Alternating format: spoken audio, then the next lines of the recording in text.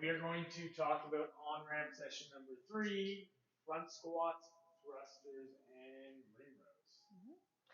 All right, so the reason why these three skills are kind of squished together and they don't really seem they relate to each other very much is just because they're three very relatively quick things to teach, and usually they don't require a huge amount of time to kind of emphasize them.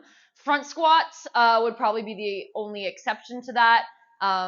They would have looked the on-ramp client would have looked at squatting in session number 1. We've just taken the front squats out of session number 1 and put it into session number 3, just to help the learning of the thrusters a little bit more and to alleviate some of the time constraint on session 1 because it was pretty packed. So we're going to kind of switch gears from the cleans back to squats. So this is a good time to kind of have them maybe practice setting up the rack once again. So just the recap on that. You want the barbell to be sitting right at about their collarbone height. You don't want it too much higher, so that they can practice like moving the J hooks and whatnot. Now for your front squats, you're going to roll that bar all the way to the front.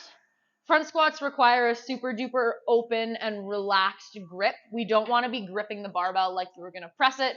We actually want to be holding the bar kind of in your fingertips to the back like this. Reason being, we want to try to get the elbows up as high as we can. And it's really hard to get your elbows up high if you're gripping the barbell with a full wrap. So nice loose fingertips. You're going to spin your elbows through, and I'm going to pick up the weight on my shoulders. Once they're in their front rack, they're going to step back. They'll perform their squats. You can coach it the same way you would coach their other squats. Couple differences here between this and your back squats would be these require a much more upright chest, so I'm not hinging over and squatting in the way I would with a back squat. You need to let your shoulders carry the weight, and in order to do that, we got to keep the chest nice and high. Now, you will very likely have some clients who can't get into that front rack right away. Mobility is a huge part of it. It's a very challenging position to get in properly.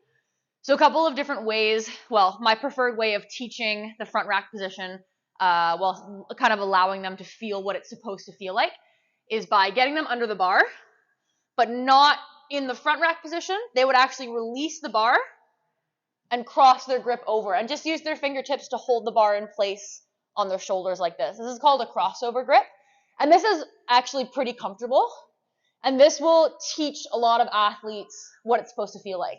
What you might see when teaching the front rack is a lot of this. So I've got closed grip. I've got the bar off of my neck or off of my shoulders. And it's not that they're doing it on purpose. It's just a mobility thing a lot of the time. But you want to really teach them that we need to carry the weight on the shoulders. And so releasing the bar completely, you can even do zombie squats if you want to. But releasing the bar and crossing the hands over is a really great way to teach where we want the bar to sit on your shoulders. So that's a front squat. Now from there, we would transition into the thrusters. Now for thrusters, you do need that front rack grip established. It's not going to be as loose and as open as the front squat itself. There needs to be a little bit of a wrap on the bar happening. So not a full forward wrap where I'm holding it off my shoulders. I want it kind of on my shoulders, and I do have my fingertips wrapped over the top. And your thruster looks like this. It's a squat into a push back to the shoulders. Full squat, push overhead. My head just pops through at the top. I finish with locked out elbows before bringing it back to my shoulders. So it's the squat and the press. If they get really good at it, they can feed one rep into the next. It's like a wall ball. It's very similar. I compare it to a wall ball a lot for our new athletes, to try to get them out of cleaning and deadlifting and into like squatting and pressing. So I try to kind of break that up a little bit, because there'll be some confusion sometimes in the workout where they are like cleaning the bar a lot instead of doing thrusters. So this is a good way to kind of separate those two. You can also let them know that typically thrusters are taken from the floor. For the workout, you can have them take it from the rack if you want to. But typically in a workout, it would begin with a clean, and then you'd get into your thrusters. Last skill on the list is our ring row. This one is super, super quick to teach. You'll take them to a pair of rings. We want the rings to sit at about like shoulder width-ish. We don't want them to be too wide or like touching, super, super narrow. So right around shoulder width is usually okay. We're going to hold on to the rings that they're vertical, so not out to the sides like this, straight up and down. We're going to extend those arms, and you're going to walk under the rings. And the farther you walk under the rings, the harder it would be. The more upright you are, the easier it is. So they can choose their difficulty level. Then from here, to perform the ring row, they need to maintain the nice flat body while rowing the rings in, thumbs touch the ribs, and then all the way back out to extend those arms.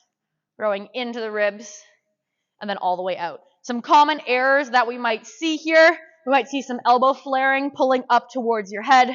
We want to make sure those elbows are staying tucked back and thumbs are coming in towards your ribs.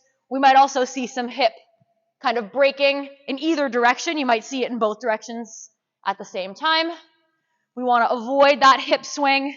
We want to stay super flat like a board as we go up and down. And you can have them try out some different heights where they go a little bit lower, makes it a little bit harder. They'll be able to feel it pretty quickly, the difference there. But yeah, that's a really great scaling movement for pull-ups. You'll see a lot of athletes do that instead of pull-ups in a workout. It's just a quick scaling option.